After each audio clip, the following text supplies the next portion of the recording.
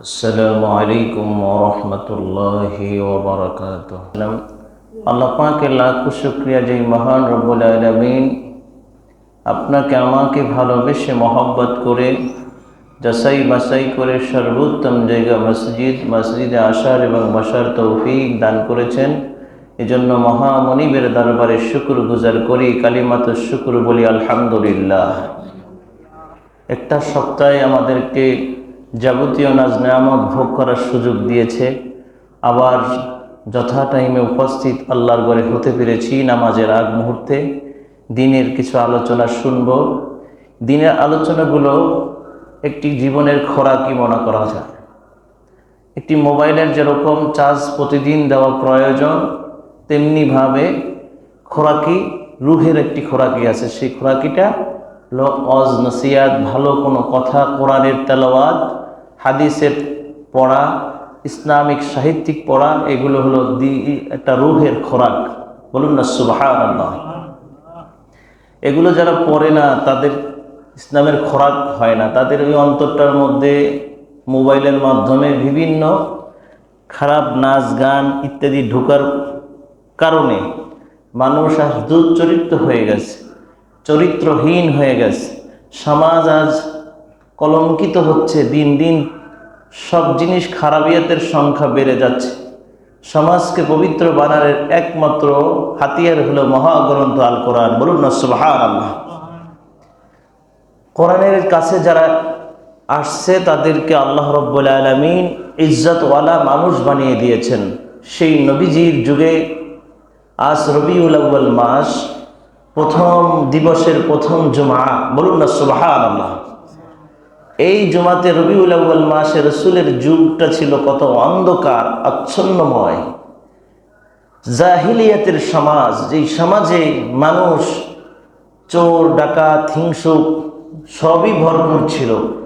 আল্লাহ সুবহানাহু ওয়া তাআলা বিশ্ব নবীকে পাঠাইয়া সকল এই দুর্চরিত্রহীন মানুষগুলোকে সুচরিত্রহীন মানুষ বানিয়ে দিয়েছে। বলুন না সুবহানাল্লাহ। যারা ছিল সমাজে নারী সুশক্তির জল, তারা হয়েছে সমাজের মধ্যেই নারী পাহারাদার। বলুন না সুবহানাল্লাহ। ওমরের নাম শুনেছেন আপনারা? ওমর কত রসুলকে হত্যা করার জন্য যেই ওমর গিয়েছেন তরবারি নিয়ে, সেই তরবারি দিয়ে ওমর তরবারি রেখে তার কাছে আত্মসমর্পণ করে তারপরে কালিমা পড়ে মুসলমান হয়ে গেছে। বলুন না সুবহানাল্লাহ। এরকম ওমরের মতো অনেক সাহাবীরা অনেক নিকৃষ্ট কাজ করার পরেও যখন কালেমা পড়ে মুসলমান হয়েছে, তখন সমাজের সকলকে পাহারা দিয়েছে না ক্ষতি করেছে? তারা সকলকে নিরাপত্তার দায়িত্ব নিয়েছে। বলুন না সুবহানাল্লাহ। এই সমাজেও মানুষ এখন জাহিলিয়াতের সমাজের মতো সব আচরণগুলো করছে। এই সমাজে একমাত্র উপায় হলো কোরআনের, রসুলের জিন্দিগি দিয়ে, রসুলের আদর্শ দিয়ে মানুষদেরকে মানুষ বানানো। এই শুক্রবার দিন সবার আগে ভাগে যারা আসে, রসুল পাক সাল্লাল্লাহু আলাইহি সাল্লামের হাদিস অনুযায়ী তাদেরকে বলছে একটা উমরা করার সব তাদের আমল নামায় দিয়ে দেওয়া হয়। বলুন না সুবহানাল্লাহ। তারপরে যদি একটি গরু কোরবানি করা হয়, পশু কোরবানি করা হয়, সে কোরবানির সব তাদের আমল নামায় দিয়ে দেওয়া হয়। বলুন না সুবহানাল্লাহ। এইভাবে করে করে নেকি, যে সবার আগে আসে, তারপরে যে আসে, সবাই তারপরে যে আসে। শুধু ইমাম, মুয়াজ্জিন, খাদেম এরা কি সবার আগে আসবে না? আপনারাও আসা দরকার আছে। আর আপনাদের দরকার আছে না? জীবনটা চালানোর জন্য একটি ক্যাটালগ দরকার। জীবনটা চালানোর জন্য কি দরকার? একটি ক্যাটালগ দরকার। ফ্রিজ কিনলে আপনি তার সাথে একটি ক্যাটালগ থাকে কিনা? মোবাইল কিনলে একটি তার সাথে ক্যাটালগ থাকে কিনা? যে মোবাইলটা কিভাবে চালাবেন সব কিছু ওখানে ডিটেলস দেওয়া থাকে। নূতন একটি আবিষ্কৃত আধুনিক যন্ত্র, সেটা যখন কিনেন তখন তার সাথে একটা ক্যাটালগ থাকে কিনা? আপনার মানব জীবনটা চালানোর জন্য একটি ক্যাটালগ আল্লাহ সুবহানাহু ওয়া তাআলা দিলেন। সেই ক্যাটালগটার নাম হলো মহাগ্রন্থ আল কোরআন। জোরে জোরে বলুন না সুবহানাল্লাহ। ফিক্সড করে দিয়েছেন যে আপনার মানব দেহটা চালানোর জন্য কোনটা আদেশ, কোনটা নিষেধ, কোনটা মানতে হবে, কোনটা মানা ফরজ, কোনটা মানতে হবে না, সব কিছু আল্লাহ সুন্দরভাবে বর্ণনা করে দিয়েছেন, আলোচনা করেছেন। এখন এখান থেকে খুঁজে খুঁজে বের করে আমাদের আমল করা দরকার। যারা জন্ম থেকে মৃত্যু পর্যন্ত এই শেখার বয়স কোন পর্যন্ত? জন্ম থেকে মৃত্যু পর্যন্ত। এই আল্লাহ রাসূল বলছেন যে ইলমে দ্বীন শিক্ষা করা প্রত্যেক নরনারীর উপর ফরজ। যদি এই ফরজ আদায় না করে যায় তাহলে জবাব দিতে হবে না ভাই? জবাব দিতে হবে। ফরজ ইলমে দ্বীন যে শিক্ষা করা আপনার উপরে ফরজ, এই জিনিসটা আপনি শিখলেন না, না শিখে আপনি কবরে যাওয়ার পরপর প্রত্যেকটা সেক্টরে আপনার জবাবদিহিতার আওতায় ঢুকতে হবে।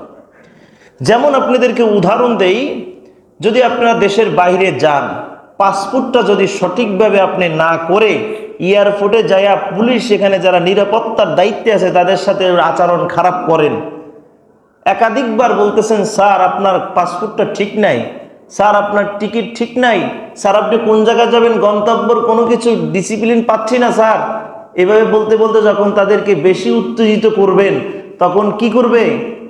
এবং এমন একটা সময় আপনি ভাষাও সে বুঝতেছে না, নিরাপত্তার দায়িত্বে যারা আছে তারা আপনার ভাষাটাও বুঝতেছে না। আমরা তো ভাষা বলবো বাংলাতে, আর কবরে কি হবে? আরবিতে। কবরে কি হবে? কথা বলেন সকলে, কবরে কি জবাব দিতে হবে? আরবিতে। এখন আপনি বলতেছেন ফেরেশতারা মান রব্বুকা, আপনার জবান থেকে কোনো কিছু বের হচ্ছে না। আমান নবিয়ুকা, তোমার নবীকে, আমার দিনুকা, তোমার কোন দিনের উপরে তুমি প্রতিষ্ঠিত ছিলে সেই জবাবটা দাও। ফেরেশতারা বারবার বলার পরে বিরক্ত হয়ে যে তখন বলবেন লা আদরি, ইনি তো কিছুই জানতেছে না, একে সরাসরি জাহান্নামের দিকে টেনে হেসড়াইয়া জাহান্নামের দিকে নেওয়া হবে। যেমন এয়ারপোর্টে আপনি এই তথ্যগুলো না দেওয়ার কারণে আপনাকে গ্রেপ্তার করার পরোয়ানি করে গ্রেপ্তার পুলিশের হেফাজতে রাখা হবে, তেমনি ওখানেও পুলিশের আওতায় রাখা হবে। ওখানে ফেরেশতারা আপনাকে ধরে পানিশমেন্টের জন্য সে আর একটা জায়গায় রাখে। এরপরে আপনার সেক্টর বাই সেক্টর আপনার জবাব দিয়ে আপনার, যেমন বাহিরের দেশে গেলে আপনার একটা ডলার দরকার, এখানের বাংলাদেশের টাকা সৌদি আরবে চলে? কথা বলেন, চলে? চলে না। তেমনিভাবে মৃত্যুর পরে আপনার চলার পাথেও হলো আপনার এই নেকি, বলার পাথে কি? নেকি। কথাগুলো বুঝতেছেন আমার? কথাগুলো বুঝবেন এবং দরকার হলে প্রশ্ন করবেন, হুজুর আমার একটা প্রশ্ন আছে, আমি প্রশ্নের অ্যান্সার দিব, কারণ আপনারা জানবেন আমি জানানোর জন্য যতটুকু জানি বাল্লিগু আন্নি ওয়ালাউ আয়া। রাসূল বলেছেন তুমি যতটুকু জানো ততটুকু তুমি যারা জানে না তাদেরকে জানানোর চেষ্টা করো, শিখাও। এই জন্য আমি যতটুকু জানবো ভাইজান আপনাদের সকলকে শিখানোর চেষ্টা করব। প্রতিটা জুমায় এক একটা বিষয় সুন্দর করে সাজিয়ে নিয়ে আসি, কিন্তু আফসোসের বিষয় মুসল্লিদের সংখ্যাটা এমন পরিস্থিতিতে আসে যখন বলি আখিরাদান আলহামদুলিল্লাহি রাব্বিল আলামিন, যারা শেষে এসেছেন তারা কবলাল জুমা পড়ে নেন। শেষে এসেছেন এই কথাটা শুনে যে কতটা খুশি হয় যে হুজুরের বয়ানটা বন্ধ হয়ে গেছে, এই শেষ করেই তারা সুন্নত পড়ে। কেউ সুন্নত পায় না, কেউ তাকবিরুল্লাহ মনে করেন যখন ইমাম তাকবিরুল্লাহ বান্দার পরে এক রাকাত শেষ হয়ে যায়, পরের রাকাতে এসে তারা ধরে নামাজ, এত তাড়াহুড়া থাকে। অথচ পবিত্র শুক্রবার দিন গরিবের জন্য একটি হজের দিন, বলুন না সুবহানাল্লাহ। কি কথা কি ঠিক কিনা? যারা হজ করতে যাইতে পারে না বাইতুল্লাহ শরীফে, কত আফসোস, খানায় কাবাকে দেখতে পারে নাই, যেখানে রাসূলের রওজা, যে রওজায় যে সালাম দিল রাসূল, নিজের সালামের জবাবটা কানে ভেসে এসে বলুন না সুবহানাল্লাহ। পাপীরা আবার শুনতে পায় না সেই সালাম, যারা আল্লাহওয়ালা তারা সেই সালাম শুনতে পায়। তারা সেই সালাম দিলে আসসালামু আলাইকুম ইয়া রাসূলুল্লাহ, আসসালাতু ওয়াসসালামু আলাইকা ইয়া হাবিবাল্লাহ। রাসূল বলে ওয়া আলাইকুমুস সালাম ইয়া উম্মতি, তুমি হে আসছো হে আমার উম্মত, তোমরা আমার কাছে আসছো আমাকে দেখার জন্য। রাসূল স্বপ্নে যোগে অনেকের দেখা দিয়ে দেয়, রসুলকে যারা একবার জীবনে দেখেছে তাদের জন্য জাহান্নামের আগুনটা হারাম হয়ে গেছে, বলুন না সুবহানাল্লাহ। আমরা তো রসুলের সাথে দেখা করতে পারি কেমনে? প্রতিদিন ঘুমানোর সময় যদি আমরা 100 বার রসুলের দুরূদ শরীফ পড়ি, পড়তে পড়তে ঘুমাই, রসুল বলছেন যে ব্যক্তির দরুদ পড়তে পড়তে ঘুমাবে আমি তার সাথে সাক্ষাৎ করা ওয়াজিব হয়ে যাবে, বলুন না সুবহানাল্লাহ। কই আমরা তো দুরূদ শরীফ পড়ি না, রসুলের দুরূদ পড়ি না, আত্মা শুদ্ধি করি না। ঘুমানোর সময় যে আমাদের আত্মা শুদ্ধি, আত্মার সমালোচনা করা যে আমি সারা দিনে কি করছি, সারা দিনে আমি কি ভালো কাজ করছি না খারাপ কাজ করছি, না আমি মানুষের হক নষ্ট করেছি না জুলুম করেছি, এগুলো নিজে একটা তালিকা করেছেন। সকাল থেকে সন্ধ্যা পর্যন্ত কি করেছেন, করার পরে আত্মা শুদ্ধি সমালোচনা করে তারপরে আপনি তওবা করতে হবে। তওবাটা রসুল কতবার করেছেন দিনে? 100 বার। কতবার? সবাই বলুন কতবার? 100 বার। আমরা কি 100 বার করেছি? আমরা প্রত্যেকটা জায়গায় জানি, কিন্তু অনেক হুজুররা আলোচনা যখন করা শুরু করে, হুজুর আপনার চাইতে আমি অনেক ভালো জানি, এরকম কথা অনেকে বলে। এটা মূর্খতা আর অজ্ঞতা। জানলে কি হবে? আপনি পালন করতেছেন না। কিয়ামতের ময়দানে সারি সারি মানুষ হবেন, first class, second class, third class, low class, এরকম করে করে ক্লাস সাজানো হবে। আপনি সেই সিঁড়িতে কোন কাতারে থাকবেন সেটা নিজে চিন্তা করে বিবেককে প্রশ্ন করেন যে আমি কোন কাতারের মানুষ। আমি একটা আলেমকে এই কথা বলার আগে আমার চিন্তা করা উচিত 100 বার যে তার কতটুকু ইসলামের প্রতি সময় দেওয়া হচ্ছে, সে কতটুকু কোরআনের প্রতি সময় দেয়, হাদিস আলম পড়াশোনা করে, এরপরে সেইগুলো সবকিছু নেকিতে পরিণত করার পরে তার সাথে আমার পরীক্ষায় এক্সাম দিলে আমি টিকবো না। কি টিকবো? সম্মানিত হাজিরিন, যে কথাটি বুঝাতে চেয়েছি, আপনারা কথার থেকে অন্যদিকে চলে গেছি, ডাইভার্ট হয়ে গেছি। কিন্তু রসুলের আদর্শ আমাদের সবার অক্ষরে অক্ষরে পালন করার একমাত্র উপায় হলো কোরআন এবং হাদিস মোতাবেক চলা। আজ রবিউল আউয়াল মাস, রবিউল আউয়াল মাসে আমাদের প্রত্যেকের করণীয় কি, বর্জনীয় কি, কোন জিনিসটা রসুলের জীবনে সবচেয়ে বেশি বেশি রসুল করেছেন সেগুলো আমাদের করা দরকার। যেমনভাবে আপনি ভুল যদি করেন, পাসপোর্ট আপনাকে রেখে যেরকম এয়ারপোর্টে আটকাই দিবে, মৃত্যুর পরপরই যখন আপনি মৃত্যু বরণ করলেন, মৃত্যুর সময় একটা কঠিন আযাবে পরিণত হবে। মৃত্যুটা কিতে আযাবে হবে? কঠিন আযাবের পরিণত হবে। কেমন করে মৃত্যুটা হবে? যারা বেঈমান, যারা অর্থাৎ নেককার মানুষ না, বদকার মানুষ, তাদের মরণটা কেমন হবে? যে বদকার মানুষ যখন আজরাইল আলাইহিস সালামকে দেখবে, দেখার পরে তার রূহটা সারা জায়গায় পালানোর চেষ্টা করবে, কিন্তু কোথাও পালাতে পারবে না, ছটফট করবে। এমন পরিস্থিতিতে রাসূল বলেছেন যে পানি পানি, এমন পানির পিপাসা তার জিহ্বার মধ্যে লাগবে যে সমুদ্রের পানির সাথে যদি তার লাইন করে দেওয়া হয়, তার মুখের সাথে তার পানির পিপাসা মিটবে না। বলেন না নাউজুবিল্লাহ। এই পরিস্থিতি হবে যে আপনি সমুদ্রের সাথে যদি আপনার মুখের সাথে পানির লাইন করে দেওয়া হয়, পানির পিপাসাটা আপনার মিটবে না।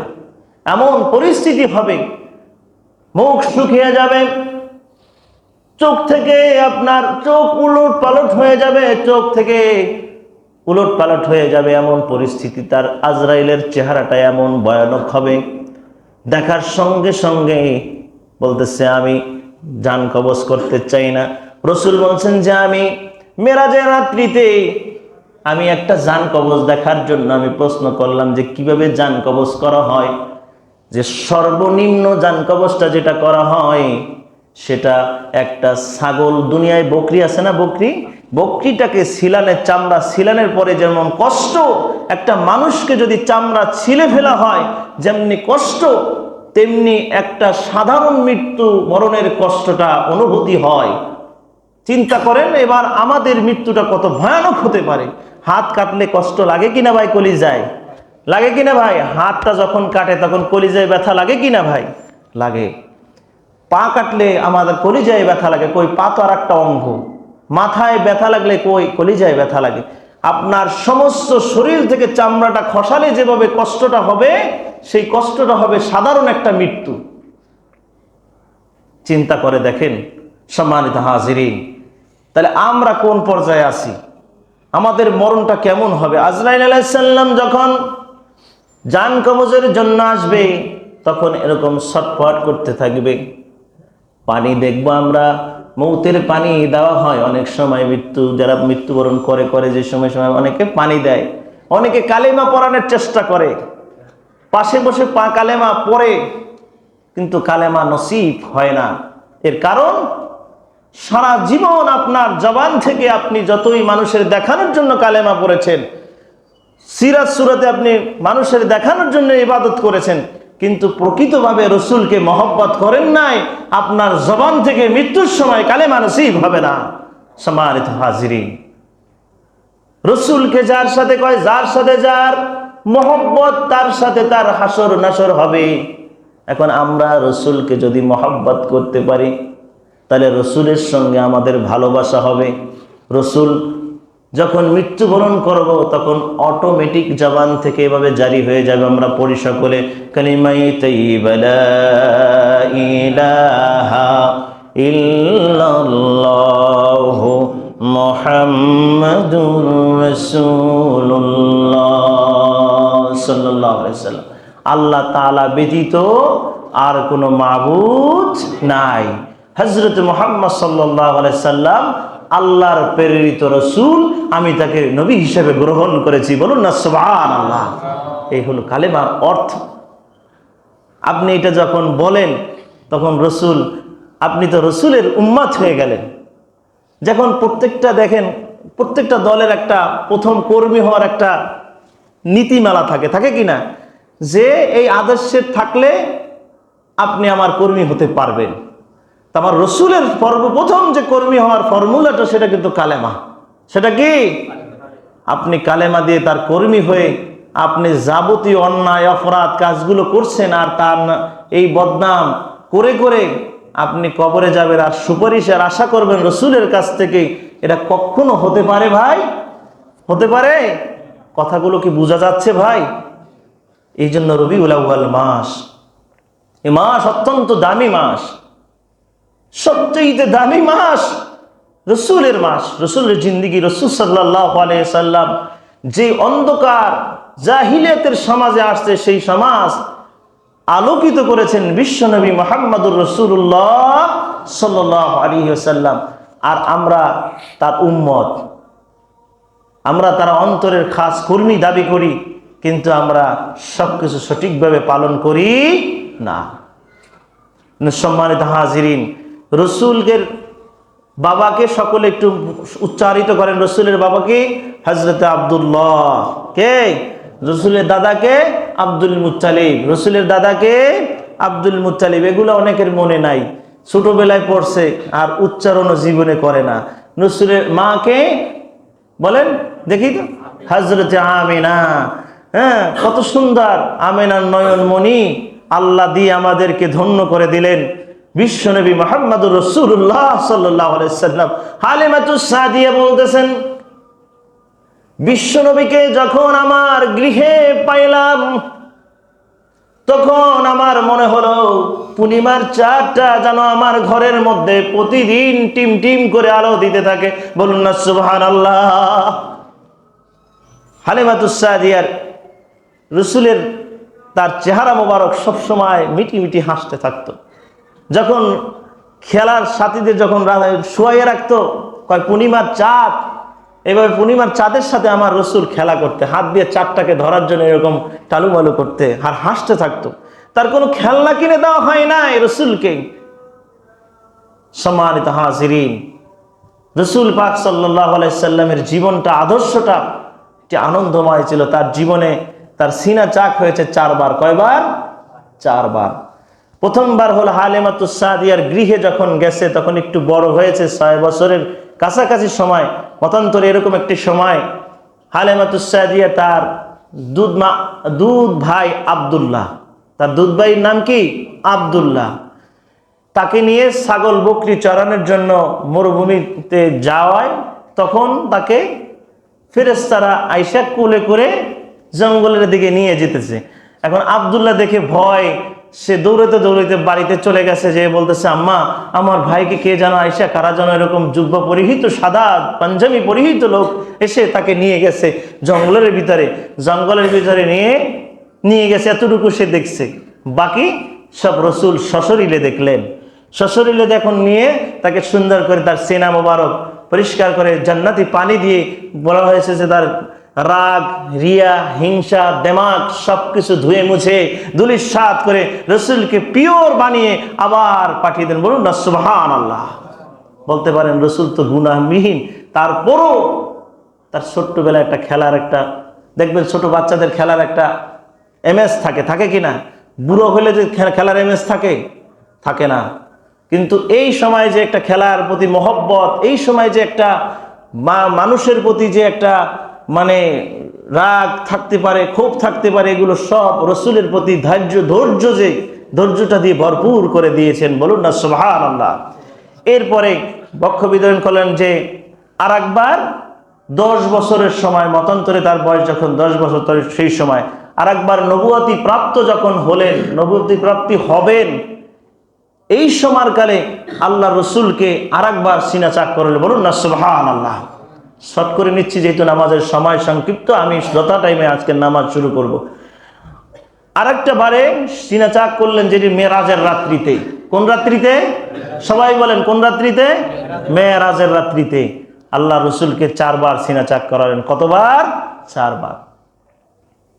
এই সিনা চাক এর মাধ্যমে সকল রাগ, রিয়া, হিংসা যা কিছু আছে সবকিছু ধুয়ে মুছে পরিষ্কার করে অর্থাৎ রসুলকে ধৈর্য বাড়ায় দিলেন। রসুলের উপরে অনেক আঘাত আসছে কিনা?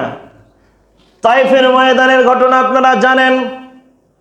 তায়েফে যে নিতন্ত পাথর রসুলের উপরে নিক্ষেপ করা হয়েছে, রক্তে জর্জরিত হয়ে গেছে।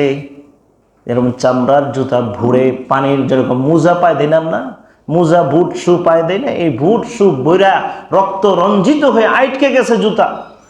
এমন পরিস্থিতিতে রসুল রক্তে রঞ্জিত হয়ে কাতর হয়ে পড়েছে।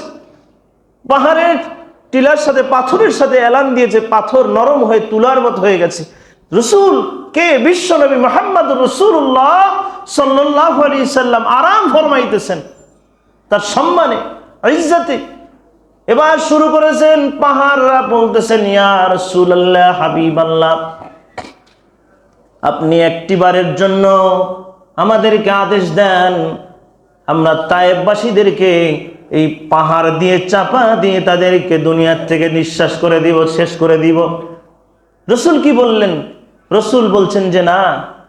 জিবরাইল এসে যখন বলতেন, ইয়া রাসূলুল্লাহ, হাবিবাল্লাহ, আপনার কষ্ট হচ্ছে, আল্লাহ সহ্য করতে পারতেছেন না, আল্লাহ বলতেছেন যে এই তায়েফবাসীদেরকে ধ্বংস করার জন্য। বলতেছেন না, আমি চাই এই তায়েফবাসীদের মধ্য থেকে যদি, এর বংশধারার থেকে যদি কেউ কালেমা পড়ে সেই জামানায় আবার সমান কালেমার জন্য জান্দা নিয়ে পতাকা নিয়ে দূর করে, সেই মানুষগুলো এদের বংশ থেকে আসতে পারে, এই আশায় তাদের জন্য দোয়া করি। আল্লাহ তাদেরকে যেন সহি বুঝ দান করে, আল্লাহ যেন তাদেরকে হেদায়াত দান করে। বলেন আমিন।